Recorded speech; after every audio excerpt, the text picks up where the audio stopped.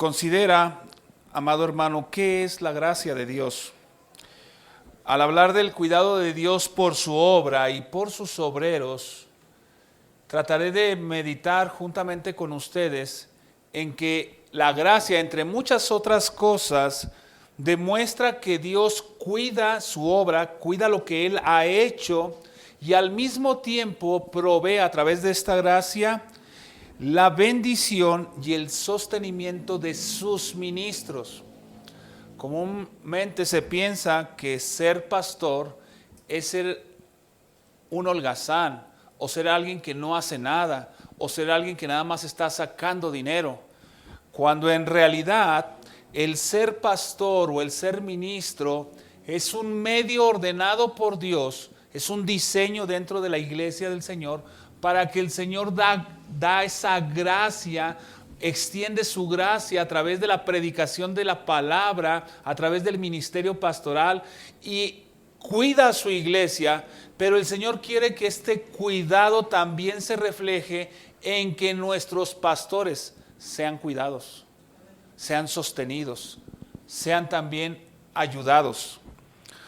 Y ahorita vamos a ver estos principios de la palabra, pero quiero que me tenga paciencia porque voy a hablar de la gracia de Dios en la salvación, la gracia de Dios en el servicio y cómo de ahí vamos a pasarnos al sostenimiento de los ministros, ¿verdad? Considere lo siguiente, ¿qué es la gracia del Señor?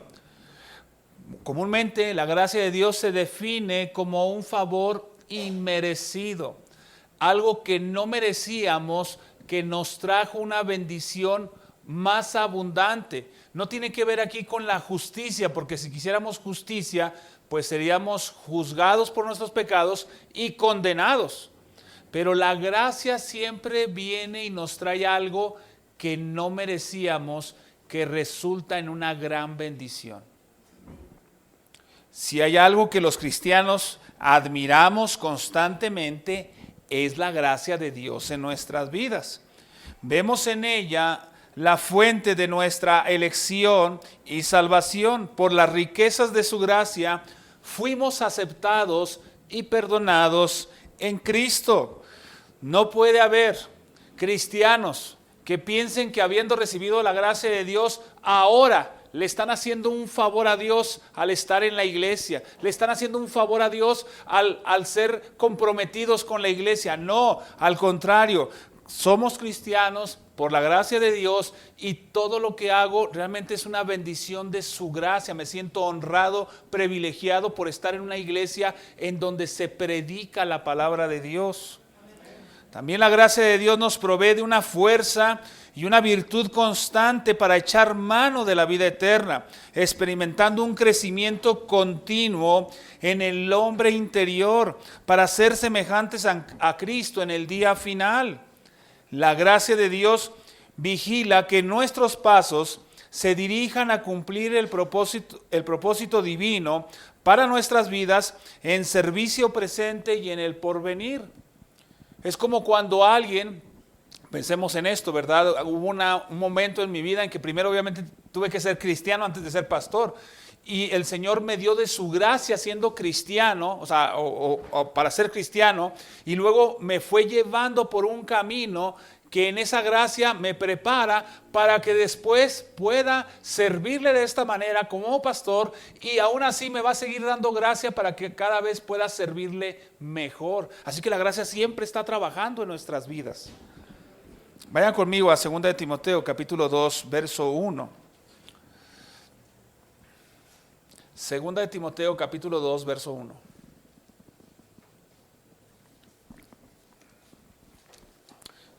¿Lo tienen? 2 de Timoteo capítulo 2 verso 1.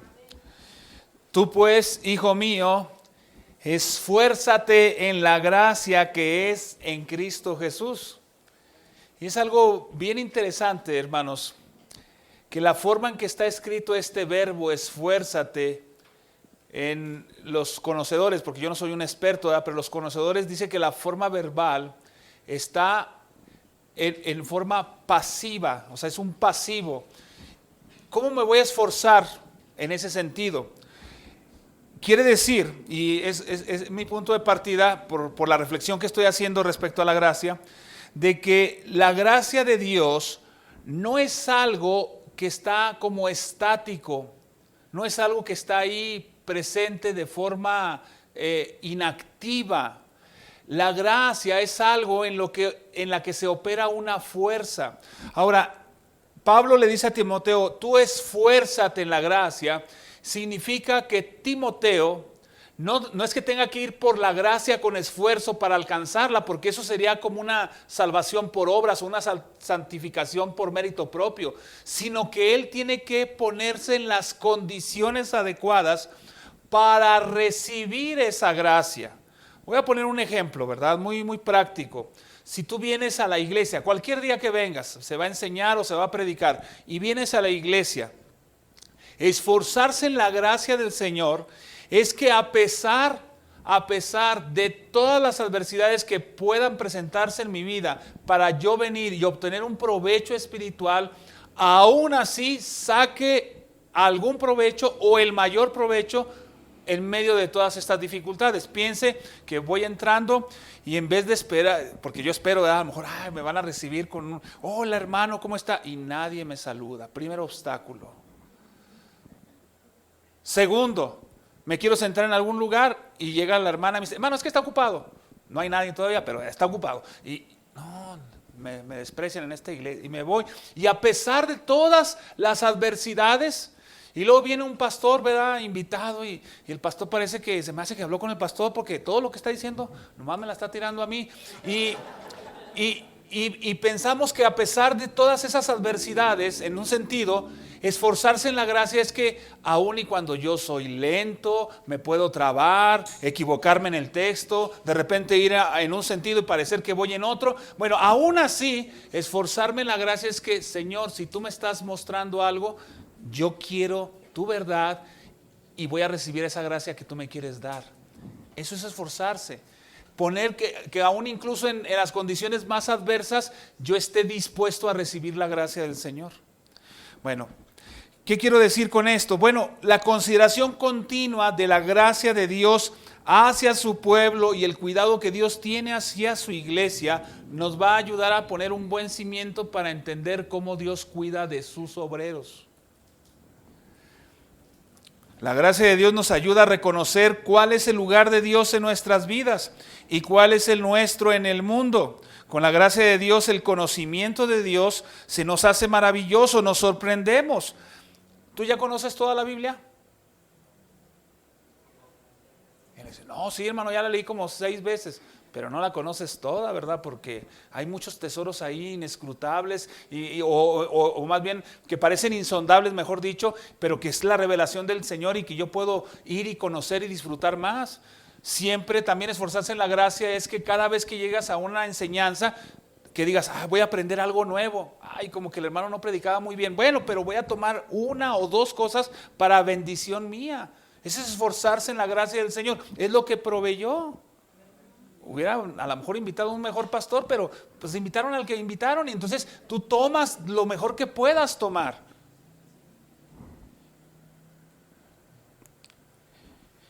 Con la gracia de Dios, el conocimiento de Dios se nos hace maravilloso y yo quedo asombrado cómo Dios, siendo un ser supremo, tiene misericordia de mí y también tiene favor para mí que soy un miserable, que soy un gusano, un pecador, un hombre que el pecado lo mató, pero que viene Cristo y le dio vida. Eso es gracia, eso es entender que Dios tiene misericordia de mí. Y yo me esfuerzo porque cada vez que estoy en la iglesia, que estoy en mi casa, en mi hogar y contemplo la gracia del Señor, yo digo, Señor, dame de esa gracia. Yo estoy aquí dispuesto, venciendo todos los obstáculos para poder recibir lo que tú quieres darme. Vayan conmigo al Salmo 113, del 5 al 9.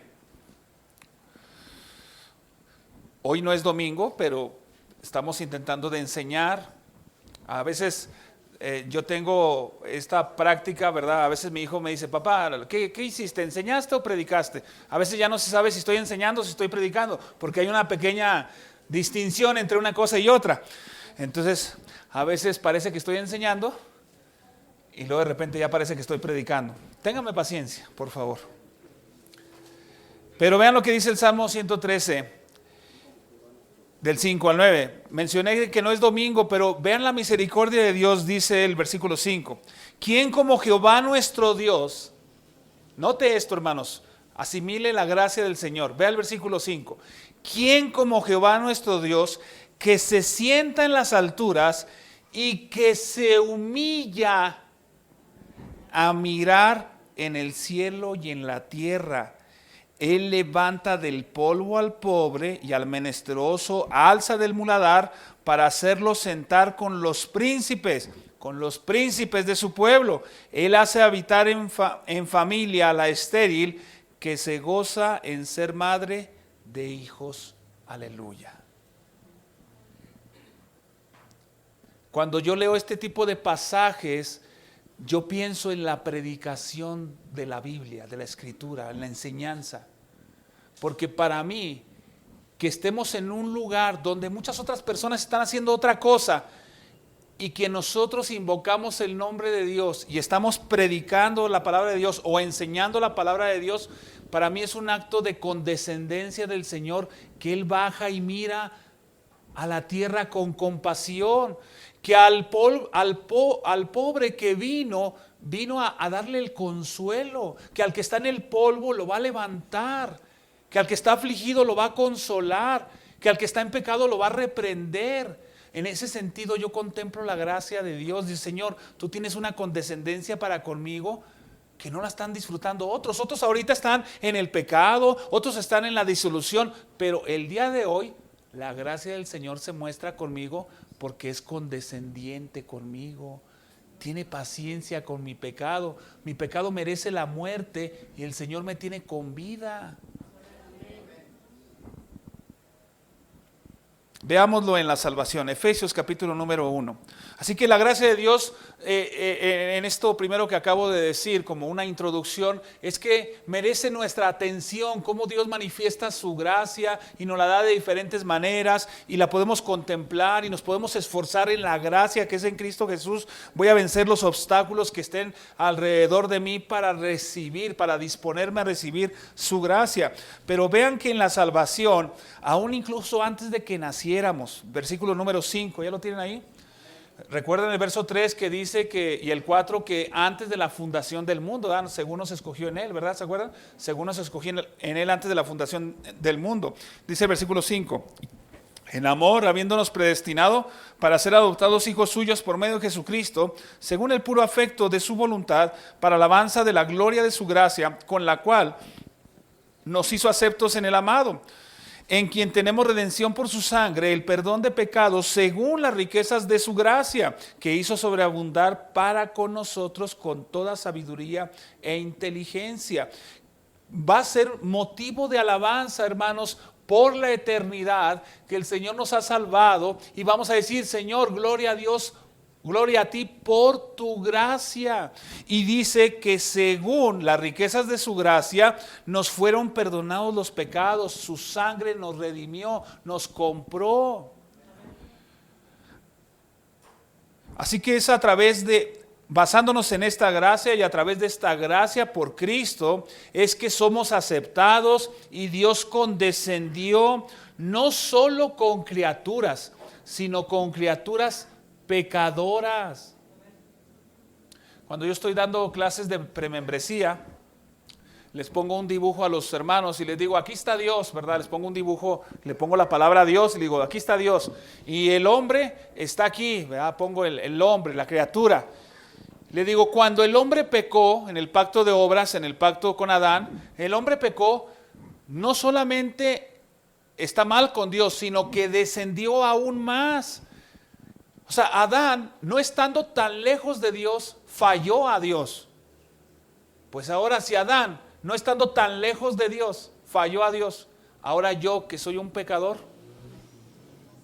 Ahora, cuando digo no tan lejos, no crean que estoy hablando de muy cerquita, estoy hablando de una condescendencia, porque la Biblia dice, o enseña, mejor dicho, la Biblia enseña que hay una gran distancia entre Dios y la criatura. O sea, la distancia es muy grande entre Dios y la criatura, pero todavía una criatura pecadora, la distancia se hace más grande. Entonces la gracia se sobrepone a todas esas barreras. De tal manera que el Señor el mismo pecado incluso no le impidió a Dios el acercarse a nosotros y condescender, tenernos compasión. Eso debe ser algo que debemos admirar, que nos debe maravillar constantemente. Cómo mi pecado no le estorbó a Dios para que Él me salvara. Él fue y venció mi maldad. Por la gracia de Dios somos redimidos por la sangre de Cristo. ¿Quiénes somos para merecer que el Hijo de Dios se dé en sacrificio por nosotros? Esto debe poner nuestra mirada en Dios y evitar que estemos centrados en nosotros mismos. Ya aquí una pequeña aplicación, ¿verdad? Por eso digo que a veces parece predicación, pero hermanos, si vamos a contemplar la gracia de Dios y la contemplamos en la salvación, eso debe ser suficiente motivo para que nuestras vidas no estén centradas en nosotros, en cómo nos sentimos, en qué es lo que creemos, sino en Dios, qué es lo que Él pide, qué es lo que Él quiere y cómo es vivir conforme a su voluntad. Así deberíamos centrar nuestras vidas. Vean 2 de Timoteo, capítulo 1, verso 9.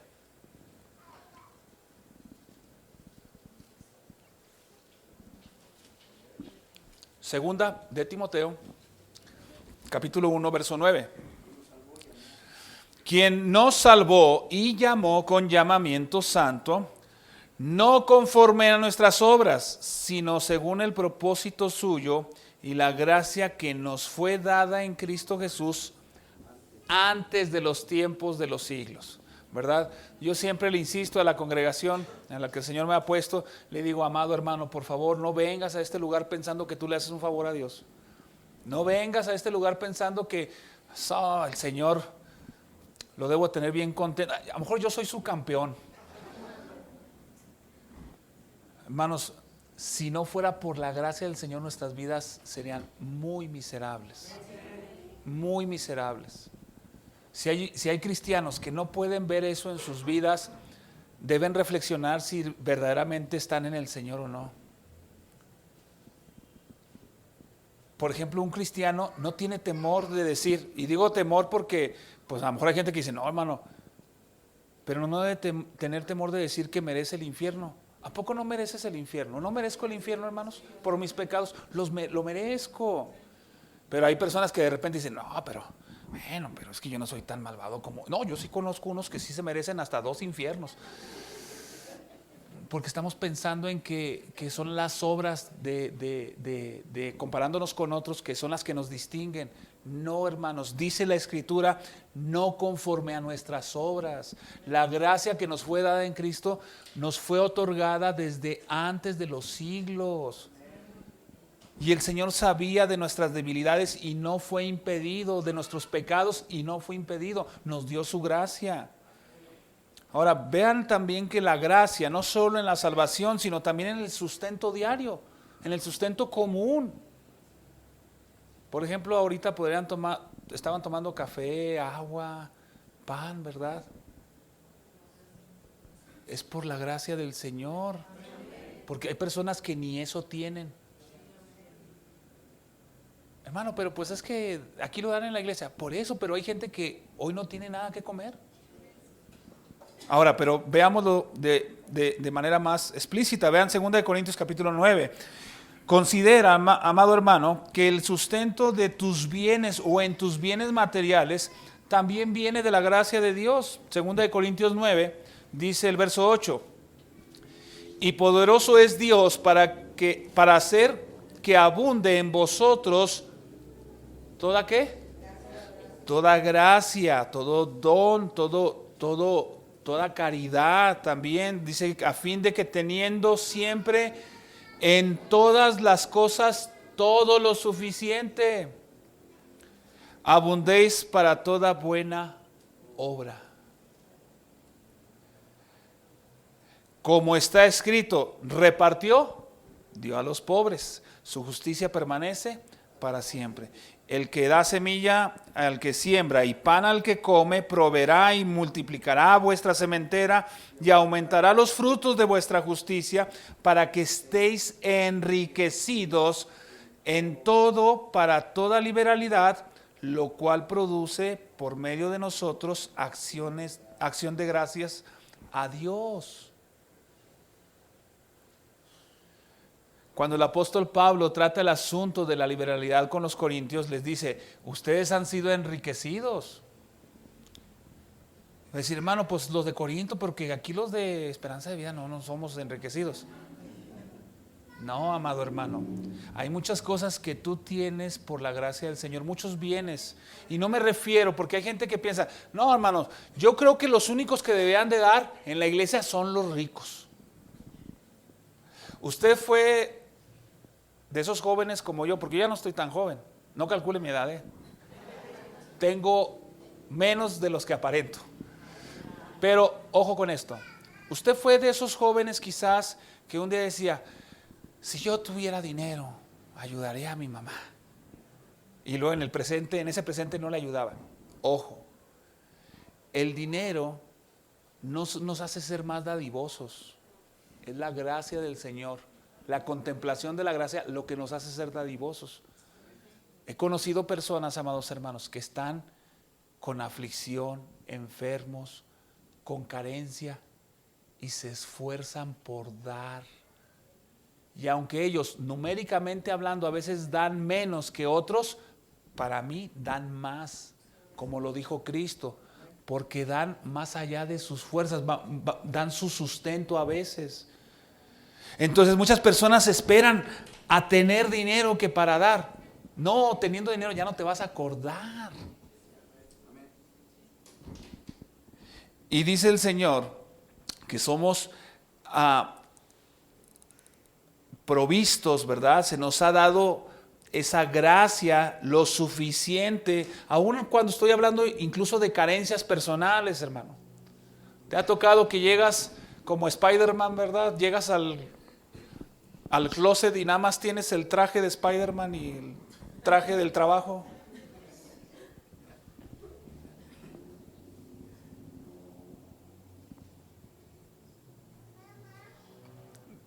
Algunos hacen el chiste, ¿verdad?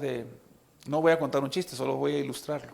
La verdad, que decían que se reía uno de niño cuando veía el Chavo del Ocho porque don Ramón tenía un solo pantalón de mezclilla. Y dice que llegamos a la edad adulta y nosotros somos don Ramón. Pero ¿sabes qué, hermano? Tienes lo que necesitas. Te empiezas a dar cuenta que hay cosas que tienen mayor valor. Y que no es la ropa lo que te define, no es el dinero o el carro el que te hace ser importante, sino que hay otras cosas que tienen un mayor peso, una mayor, algo que vale la pena. Y trabajas y y das para el engrandecimiento del reino.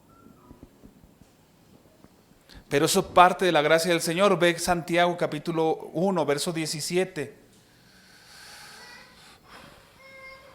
Santiago 1, 17 dice, toda buena dádiva y todo don perfecto desciende de lo alto, del Padre de las luces, en el cual no hay mudanza ni sombra de variación.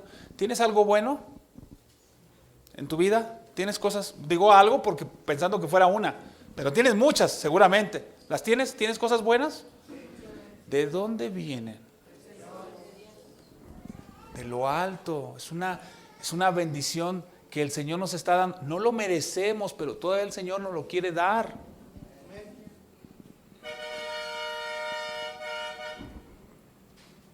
Si hay algo bueno, se lo debemos a la gracia de Dios.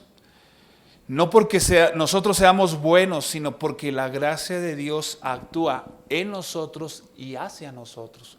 O mejor dicho, hacia nosotros y en nosotros. 1 Corintios 15, 10. Note cómo Pablo ahora dice, referente a la gracia, cómo él entiende que la gracia trabaja en él. No solamente Dios nos da cosas que recibimos por su gracia y nos enriquece y podemos apreciar las bendiciones de Dios, sino que también esta gracia actúa en nosotros, no solo hacia nosotros, sino en nosotros. Y dice 1 Corintios 15:10, pero por la gracia de Dios soy lo que soy. ¿verdad? Ojo con esto, ¿verdad? Aquellos que a veces hemos caído en el cinismo y de decir, no, pues yo soy como soy, que me quieran como soy. No, eso no es lo que está diciendo el apóstol Pablo, ¿eh? Dice, por la gracia de Dios soy lo que soy. Él está diciendo, si hay algo bueno en mí, lo soy solo por Dios, gracias a Dios. Y dice, y su gracia no ha sido en vano para conmigo, es decir, no se quedó como un cliché, no se quedó como una frase, no es de que, nosotros los bautistas reformados, o nosotros los que creemos en las doctrinas de gracia, es que tenemos la gracia de Dios. No es solo hablar, sino que la gracia viene a nosotros y no es en vano, nos llena, nos da fuerzas para seguir adelante, actúa en nosotros. Y dice, antes he trabajado más que todos ellos, pero ojo, él no se cree, dice, no hombre, ese Pedro, no hombre, me lo llevo de calle. En todo el trabajo que yo hago como pastor o como ministro del evangelio, no hombre, yo he evangelizado 10 ciudades más que él. Él no está diciendo eso meramente. Él dice, yo he hecho mucho más que ellos. Pero él dice, pero no yo, sino la gracia de Dios conmigo.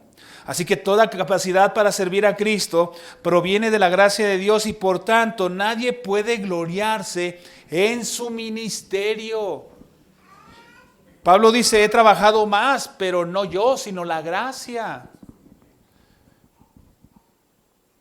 Hermano, ¿verdad? Como todo ministro debería de ser, hermano, que la iglesia que qué grande, gracias a Dios.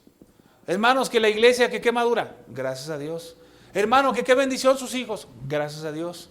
Hermano, que gracias a Dios, gracias a Dios, gracias a Dios, porque es la gracia. ¿Cómo pecan en gran manera aquellos que sirven en la iglesia y se resienten en sus corazones cuando no se les reconoce por alguna razón y se alejan de exaltar la gracia de Dios en sus vidas?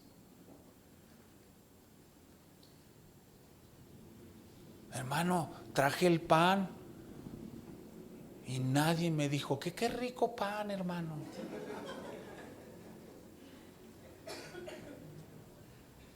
¿Para quién es la gloria? Y si tenemos algo bueno, ¿a quién le damos gracias? A Dios. Nosotros, hermanos, pecamos cuando servimos en la iglesia y estamos esperando que alguien nos diga, hermano, qué buen sermón. Hermano, qué bueno cómo cantó, qué bueno que cómo tocó, qué bueno que hizo que movió las sillas, que hizo aquello, que trapeó, que lo que sea, la comida, qué bueno. Y nadie dijo nada. Esos hermanos. Y nos vamos resentidos en nuestros corazones. ¿Saben qué estamos haciendo ahí, hermanos? Estamos pecando contra la gracia del Señor. ¿Cómo pecan en gran manera los que sirven en la iglesia y se alejan de exaltar la gracia de Dios en sus vidas? Porque todo lo que hacemos y todo lo que soy es por la gracia de Dios.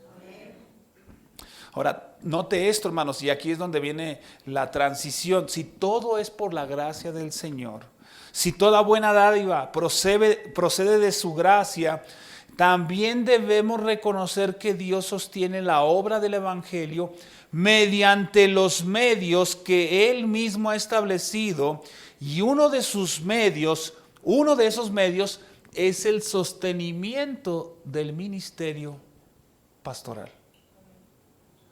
El sostenimiento de quienes dedican su vida al ministerio. Lo primero que podemos decir es que muchos hoy en día dicen ser ministros de Cristo, y esto no lo voy a negar, hermanos, que hay muchas personas que dicen ser ministros de Cristo y han hecho de la fe un negocio, lucrando con las necesidades de las personas, prometiéndoles paz espiritual a cambio de dinero, predicadores de la prosperidad y de la sanidad.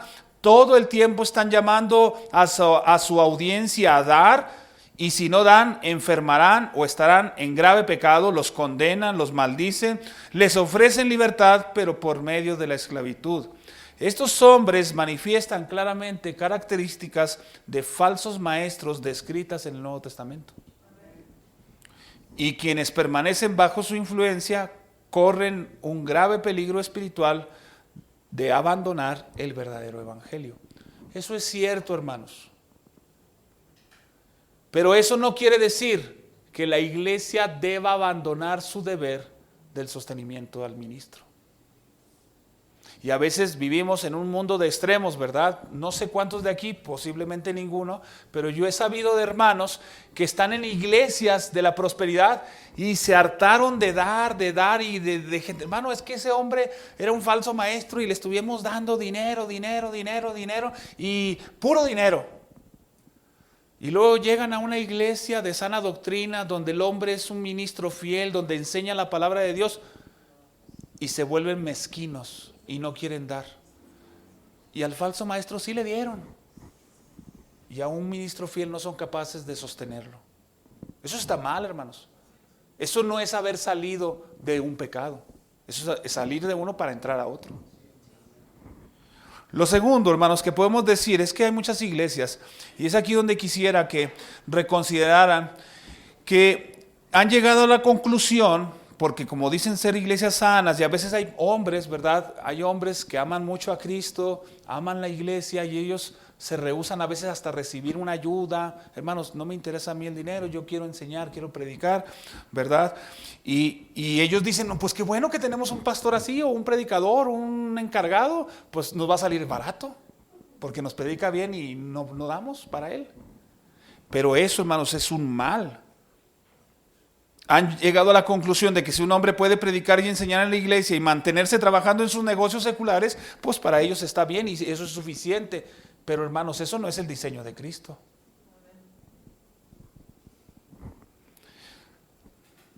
Y peor aún, ¿verdad? Porque les voy a contar algo de un hombre que conocí relativamente poco tiempo. Según me habían dicho algunas personas, este pastor era un pastor amoroso. No sé si ustedes han conocido pastores amorosos, pero piensen en uno amoroso.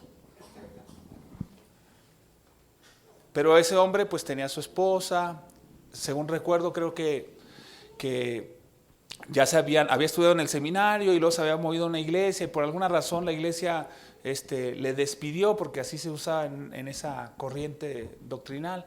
Y luego llegó a una iglesia que no tenía pastor ya por mucho tiempo. Y resulta que el hermano pues empezó a trabajar, pues la iglesia empezó a responder, pero como suele suceder, el hermano empezó a enseñar ciertas cosas que ya a la iglesia no le gustó. Y si mal no recuerdo, al parecer ellos dijeron, bueno, pues como que había un compromiso de elevarle la ayuda, la gratificación, y dijeron, ya no le subamos más porque el hermano ya empezó a predicar de forma incómoda.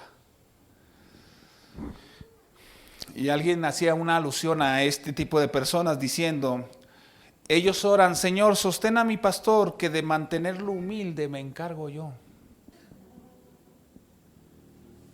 Dentro de esta ilustración que estoy dando y de ese testimonio, el hermano terminó por irse de la iglesia y fue corrido. Y durante muchos años esa iglesia duró, si mal no recuerdo, no sé si todavía aún, no tiene pastor. Estas congregaciones han llegado a tal punto en su defecto y en su pecado que para ellos está bien si no tienen un pastor de tiempo completo o con que estén encargados. Hay gente que dice, no, pues si tenemos encargados, está bien, pues predican y enseñan. Hermano, eso no es el diseño bíblico. En el caso de ustedes, ¿tienen encargados ahora, no? Pero ustedes deben decir, no, es que debemos ordenar pastores. Deben apreciar mucho el trabajo que están haciendo los encargados. Porque gracias a Dios que hay hombres que pueden predicar la palabra de Dios con fidelidad. Pero no deben quedarse ahí, deben avanzar. Y avanzar significa ordenar pastores y entender que esos pastores no están ahí porque les guste mucho ver malas caras, hermanos. ¿Ustedes creen que al ser humano, al hombre, nos gusta ver personas enojadas con Dios y es más, y luego echándonos la culpa a nosotros los pastores de que todo en su vida está mal por nuestra culpa? ¿Ustedes creen que a un pastor le gusta eso? No, pero el pastor no está pensando en que si lo tratan bonito o bien, él está pensando en la gloria de Cristo y él piensa en que su iglesia debe ser conformada a la voluntad de Cristo y predica la verdad de Cristo. Eso es lo que hace un pastor y lo hace a pesar de que hay muchas personas que no lo están apreciando como deberían.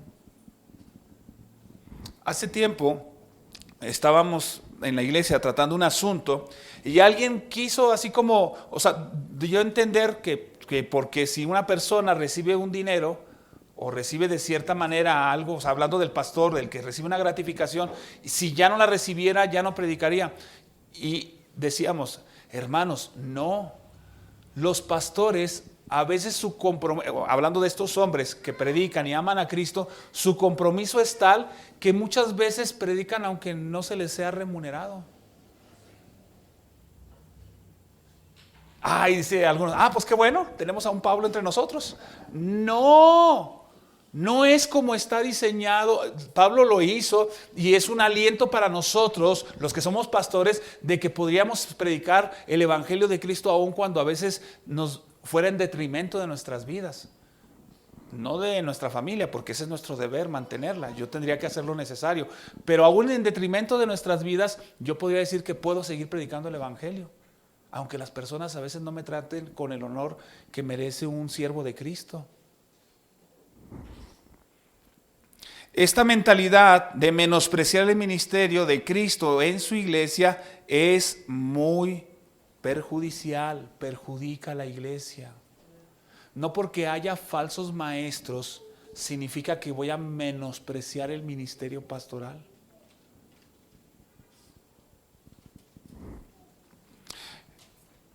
Primero, veamos que el sostenimiento es un principio de ley natural. Rápidamente, hermanos. Dios estableció desde la creación el principio de que el trabajador participa legítimamente del fruto de su labor, ¿verdad? Ser pastor, amados hermanos, es un trabajo. El pastorado incluso es un empleo o incluso más que uno, pero no menos. No menos. El pastorado constituye un verdadero trabajo, aunque posee una naturaleza espiritual y un propósito distinto de cualquier ocupación secular. Las labores ministeriales son trabajos que requieren cierta habilidad. Hay personas, ¿verdad?, que a veces anhelan ser pastores porque ven al pastor aquí enfrente que habla así, habla alto, y si dice, hermano, pásame esto, y el hermano se levanta y para. Yo quiero ese poder. ¿A qué suena eso? A Simón, ¿verdad?, el mago, ¿verdad? Yo quiero ese poder. Y hay gente que anhela el ministerio porque cree que les da cierto poder. Pero hermanos, el ministerio no es solo predicar. Es más, no es solo predicar, hablando de lo que uno dice aquí. Todo lo que está detrás, en el estudio, en la dedicación, en el entendimiento, en la exhortación. Tú debes saber, amado hermano, por si no lo sabías, por si no lo sabías. Hay veces que el que te predica y el que te enseña está parado en este lugar y minutos antes ya quería rendirse, aventar la toalla, ya no quería venir, ya no quería predicar, pero estuvo aquí, te enseñó la escritura y ni te diste cuenta que él estaba así.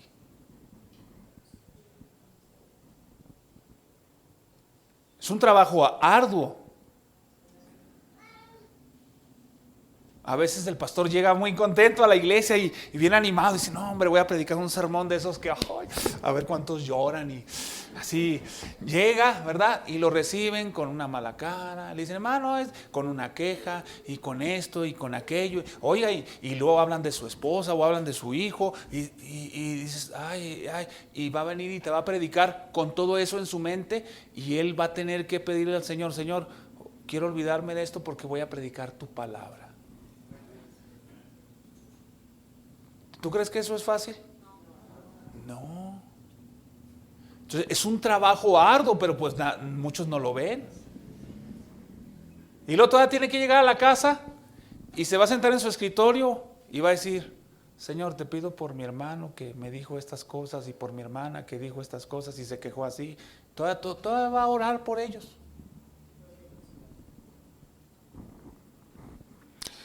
De la misma manera que el herrero conoce el material y maneja no sé si se dice así, la forja, la fragua, ¿verdad? La fragua o los elementos que está ahí, que para manejar el acero y darle forma, y de tal manera que es recompensado por su trabajo, así el ministerio tiene este aspecto natural. El que oficia realiza ciertas funciones en la congregación y en el culto a Dios, conoce cuál es su trabajo, lo lleva a cabo para llegar a ciertos resultados y al igual que el herrero es recompensado por su labor, así debe ser recompensado el ministro. Ahora, si fuera algo tan fácil, ¿por qué no lo están haciendo muchos?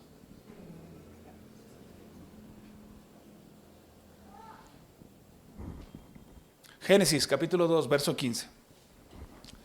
Ay, se me olvidó otra vez lo del tiempo. 41.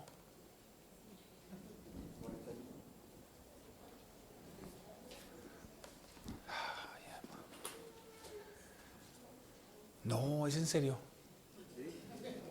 Bueno.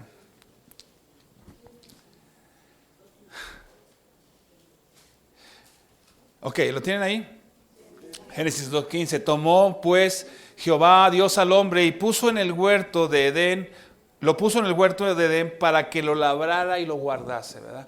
No sé si ustedes tenían esta idea, hay veces que en las iglesias se tiene esta idea de que cuando Adán pecó, porque pecó, el Señor nos dio el trabajo. No. Ya nos había dado el trabajo antes de pecar, ¿sí? Y aquí lo dice la Escritura, ¿sí? El trabajo no es un castigo, es una bendición, ¿sí? Pero que lo labrara y lo guardase. Recuerden que después le dice el Señor, de todo árbol podrás. Entonces, él iba a labrar el huerto y por lo tanto tenía derecho a participar, a comer del huerto. Rápidamente, vayan a Números 10. Bueno, es más, confían en mí, ¿verdad? Y si no, les voy a dar la cita y la leen después. No tienen que confiar a fuerzas. Pero Números 8:19 dice así. Y yo he dado, para que no busquen la cita, y yo he dado en don los levitas a Aarón y a sus hijos de entre los hijos de Israel para que ejerzan el ministerio de los hijos de Israel en el tabernáculo de reunión y reconcilien a los hijos de Israel para que no haya plaga en los hijos de Israel al acercarse los hijos de Israel en el santuario. Los ministros del antiguo pacto ejercían un ministerio intercesor.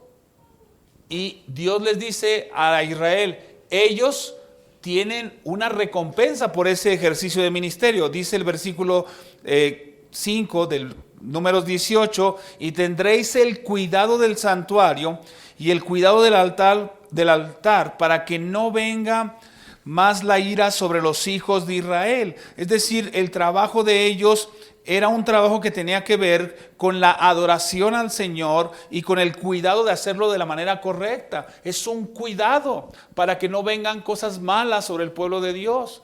Así que solamente estoy tratando de poner en paralelo que el ministro sigue ejerciendo un trabajo, aunque muchos piensen que no está haciendo nada, pero simplemente orar en el culto y pedir la invocación del Señor para que Él venga con su presencia, es un trabajo que el ministro hace. Después de Deuteronomio 18, del 1 al 5, dice parte de este pasaje. Y este será el derecho de los sacerdotes de parte del pueblo, de los que ofrecieren en sacrificio buey o cordero, darán al sacerdote la espaldilla, las quijadas y el cuajar. Las primicias de tu grano, de tu vino y de tu aceite, y las primicias de lana de tus ovejas le darás, porque le ha escogido Jehová tu Dios de entre todas tus tribus, para que esté para administrar en el nombre de Jehová él y sus hijos para siempre. Y yo sé que a lo mejor está pensando, ¿invitaron a un pastor de la prosperidad? No. Esto lo que dice la Escritura es que el ministro, el sacerdote del antiguo pacto, tenía derecho a ciertas cosas por ministrar esas cosas, por administrarlas.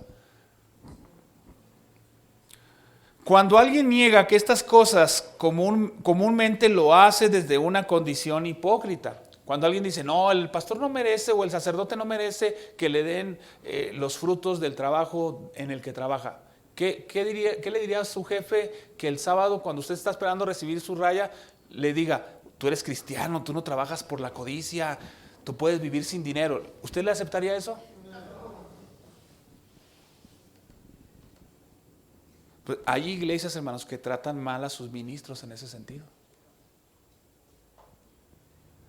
También, hermanos, a pesar de siendo una ley natural, siendo una ley, por decirlo así, o un buen principio, porque no estamos en el antiguo pacto, pero nos sirve de referencia. No solamente en el antiguo pacto había este principio de que los que participaban en el ministerio recibían bendiciones del ministerio, sino es la orden de Cristo. Claro está que lo que hemos hablado viene desde la ley natural y está ilustrado en el ministerio del antiguo pacto, pero también está en el nuevo pacto. Vean Mateo 10 del 5 al 10. Dice, me voy a ir un poco más rápido, Mateo 10 del 5 al 10. Dice, a estos dos envió Jesús y les dio instrucciones diciendo, por camino de gentiles no vayáis y en ciudad de samaritanos no entréis, sino id antes a las ovejas perdidas de la casa de Israel, y yendo predicad, diciendo, el reino de los cielos se ha acercado, sanad enfermos, limpiad leprosos, resucitad muertos, echad fuera demonios, de gracia recibiste, dad de gracia. Vean, esto explica que la naturaleza del ministerio, quien predica, lo hace predicando sin esperar nada a cambio. Dios ya me salvó a mí, me dio una gracia abundante, yo lo que el Señor me dio, eso es lo que yo vengo a dar aquí. Pero, dice ahí, no os proveáis de oro, ni plata, ni cobre, ni cobre en vuestros cintos, ni de alforja para el camino, ni de dos túnicas, ni de calzado, ni de bordón, porque el obrero es digno de su salario. Y en otro lugar se dice que no hay soldado a sus propias expensas. Es decir, muchos ministros, ¿verdad? Para entenderlo de esta manera, muchos ministros no, es más, lo voy a ilustrar mejor así, con el soldado. ¿Qué pensaría un soldado que le dice, vamos a la guerra, pero cómprate tu uniforme, cómprate tu fusil y cómprate tus balas y ten cuidado porque te pueden matar? Oye, por ejemplo, hay veces que yo les he dicho esto a algunas congregaciones cuando me dicen, no hombre hermano, es que mi pastor, no hombre, la otra vez predicó y dijo esto, no hombre, ¿cómo ve? O sea, criticando al pastor por su forma de hablar o porque dijo algo incorrecto. Y son muy rápidos para poder decir eso del pastor, porque es evidente, cuando yo aquí me equivoco, ya muchos lo vieron, ¿verdad? Y yo les digo a veces, oye, ¿se equivocó el pastor? Sí, ¿y quieres que ya no se equivoque? ¿Ya le compraste un libro de teología bueno, que estudie más? No, pues es que, por ejemplo, a veces los pastores hoy en día, ya siendo pastores, tienen que estudiar en el seminario. Y estudiar en un seminario requiere que tenga tiempo pues, para hacer ensayos y para hacer el trabajo de lectura y demás.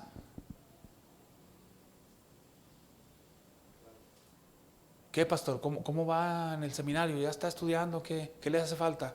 Oh, pues me encargaron leer un librote grandote. ¿Y ya lo compró, hermano? No, pues estoy viendo a ver si lo consigo. No, yo se lo compro. Ahí es donde la iglesia dice, ¿Qué pasó, hermanos? Amén. Ay, hermano, pues es que esos libros están bien caros. Pues no quieres que tu pastor sea mejor. Entonces, a veces vivimos como, pues, con una realidad alterada, ¿verdad? Como que no nos damos cuenta que si nosotros, la iglesia, queremos que nuestros pastores sean mejores, hay que proveerle herramientas. Esto solamente es un paréntesis. Porque el pastor no puede ser ese soldado de Cristo a sus propias expensas. ¿Cómo que el pastor pone su gasolina, se compra sus libros, predica y enseña, y luego toda la iglesia, no, bueno, más o menos, pastor, no lo hizo muy bien? Y es lo único que le damos, la crítica. ¿Es correcto eso, hermanos? ¿Eso es propio de cristianos? Vean 1 Corintios capítulo 9, verso 3. Es impresionante, hermanos, cómo Pablo en pocos renglones, por la obra del Espíritu Santo. Yo cuando leo estos pasajes, hermanos, siento que Pablo agarró un tubo y me está dando en la cabeza, porque yo digo, ¿cómo es posible que a veces uno llegue a menospreciar a ministros de Cristo? Es como cuando, por ejemplo, a mí me dan clases profesores, pastores en sus iglesias, y me siento tan bendecido porque hay hermanos que dejan su hogar una semana allá, viven en Kentucky o allá en otro lado del mundo, y llegan desde lejos y vienen y dicen, hermano, o sea, enseñan la palabra durante una semana. Yo no llego a ese nivel, yo con 2 predicaciones ya estoy cansado, pero ellos 25 clases en una semana, esos ministros. Y que a veces no los apreciamos como deberíamos. Estoy hablando de mí, no estoy de ustedes. Porque yo disfruto de esos ministros. A mí me enseñan, esos pastores, esos maestros. Vean lo que dice Pablo en 1 Corintios 9:3. Contra los que me acusan, esta es mi defensa. Y la verdad, hermanos, a veces uno dice, ¿por qué tiene que estar defendiéndose Pablo, hermanos? Yo no sé qué hubiera hecho. A lo mejor me daría mal testimonio, ¿verdad? Si fuera hermano de Corinto, pues a lo mejor iba y como Jeremías, no, ¿cómo se llama? Nehemías. ¿Quién es el que los agarra de las barbas? Yo que la traigo larga, soy muy apropiado. ¿Quién es el escritor el reformador del antiguo pacto que los agarra de las barbas? ¿Sí es Jeremías? No, Nehemías, perdón, dije Jeremías. Nehemías les arrancó y los hizo firmar. ¿Qué andan haciendo? A mí se me figura que a lo mejor hubiera hecho eso yo en Corinto. ¿Cómo están hablando mal de Pablo? Tristemente a lo mejor sería de los que hablaban mal, ¿verdad? Que eso sería peor.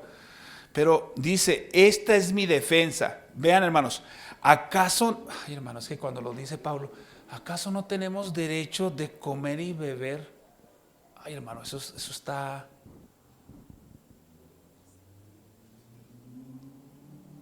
Y luego dice Pablo, no tenemos derecho de traer con nosotros una hermana por mujer, como también los otros apóstoles y los hermanos del Señor y Cefas. ¿O solo yo y Bernabé no tenemos derecho de no trabajar? O sea, piensen cuál era la acusación de los corintios, porque esa es la respuesta de Pablo. ¿Qué estaban acusando?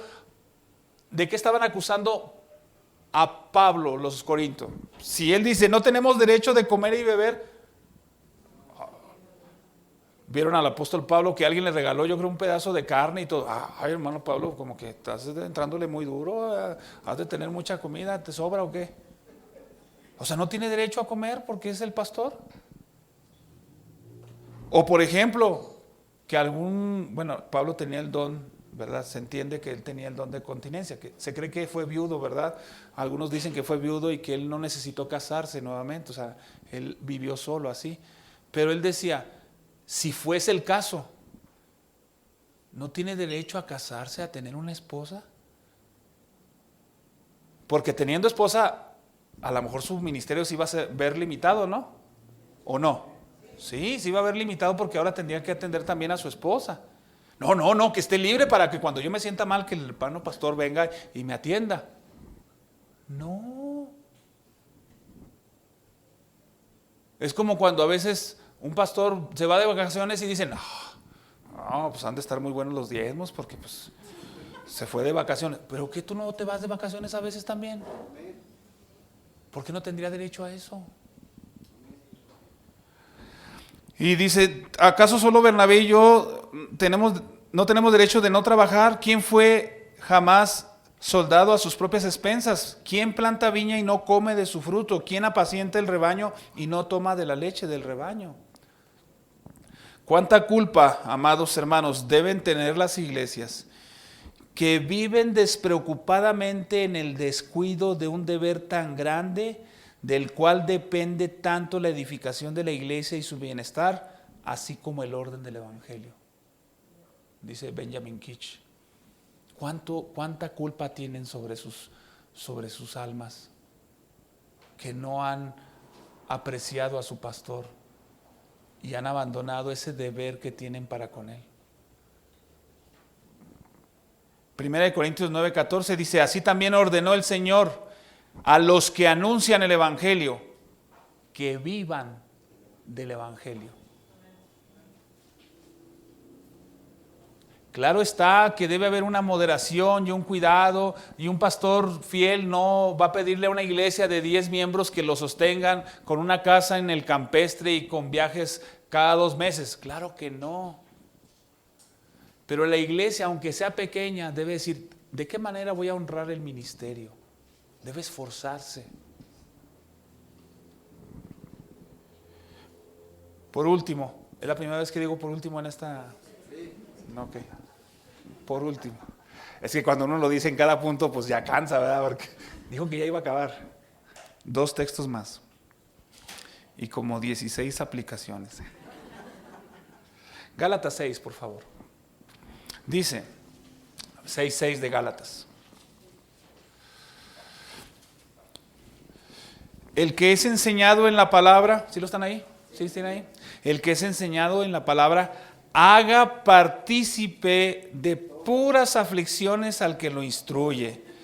Échele muchas cargas para que se entristezca de ser el pastor de la iglesia. Ahora no estoy diciendo, amados hermanos, que si tiene una aflicción no vaya con él, puede ir, pero sea consistente. No solo vaya cuando le va mal, también vaya cuando le va, no quiere salir, ¿verdad? Cuando le va bien, también vaya.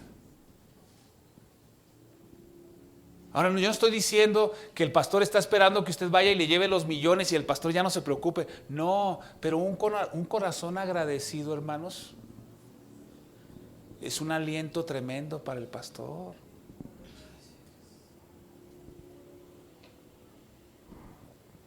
Dice, haga partícipe de toda cosa buena aquel que lo instruye en la palabra. Aquel que lo instruye, dice, y no se engañen. Que Dios no lo pueden burlar, pues todo lo que el hombre sembrare, eso también segará.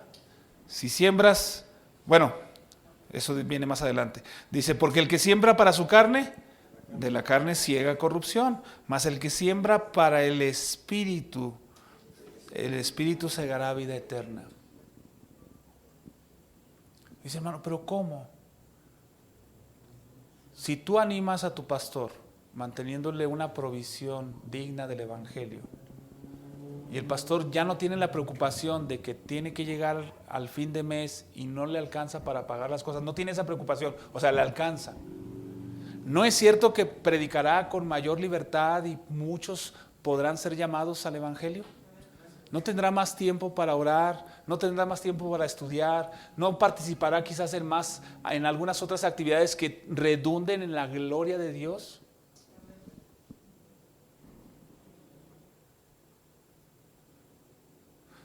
No nos cansemos pues de hacer el bien, porque a su tiempo segaremos si no desmayamos. Así que según tengamos oportunidad, hagamos bien a todos y mayormente a los de la familia de la fe.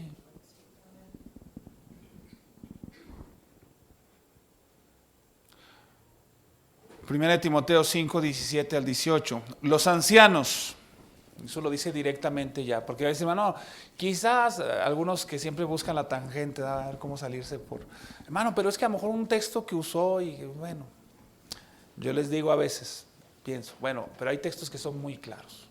Y este es con el que termino. 1 Timoteo 5, 17 al 18. Los ancianos que gobiernan bien sean tenidos por dignos de doble honor. El texto dice específicamente, la palabra honor es precio. Es decir, estos pastores que son comúnmente usados por Dios para liderar la iglesia, llevarlas por un buen camino, que es un camino bíblico de sana doctrina, deberíamos pensar en que ellos son dignos de doble honor, de doble peso, de doble precio. Y dice, mayormente, o sea, es otra forma también de decir, es decir, los que trabajan en predicar y enseñar. Pues la escritura dice, no pondrás bozal al buey que trilla, y digno es el obrero. Tiene tanta lección el apóstol Pablo aquí, que lo que dice en el versículo número 18 son dos pasajes, o sea, hace un versículo de dos pasajes, uno del Antiguo y uno del Nuevo, para mostrarnos que el principio sigue siendo el mismo. Hermano, es que eso era antes en los levitas. No, el principio de la gracia de Dios en el presente para la iglesia es que busque una provisión confortable. Esto no quiere decir que el pastor tenga que ser sostenido como si fuera un magnate, porque eso es allá en otros lugares.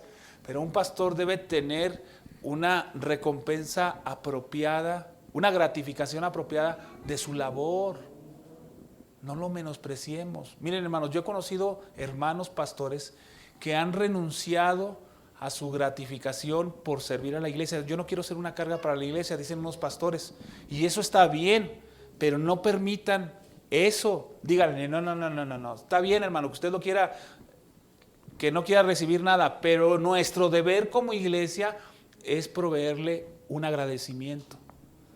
Porque Pablo dice claramente, si nosotros sembramos lo espiritual, ¿qué tanto es que cosechemos algo material?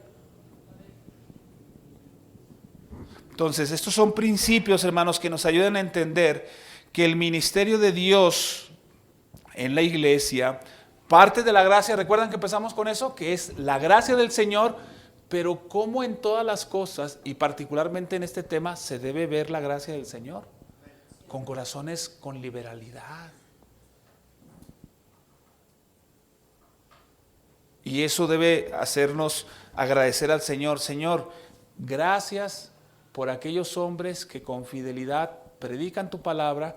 Concédeme ser un cristiano ejemplar y que corresponda con gratitud a ese servicio fiel que hacen mis hermanos. Y yo sé, no siempre se puede igual de la misma manera, incluso entre pastores de la misma iglesia, no siempre se puede igual, pero siempre debemos pensar qué hacer, cómo mejorar la provisión para los ministros, porque muchos sirven desinteresadamente. Oremos al Señor.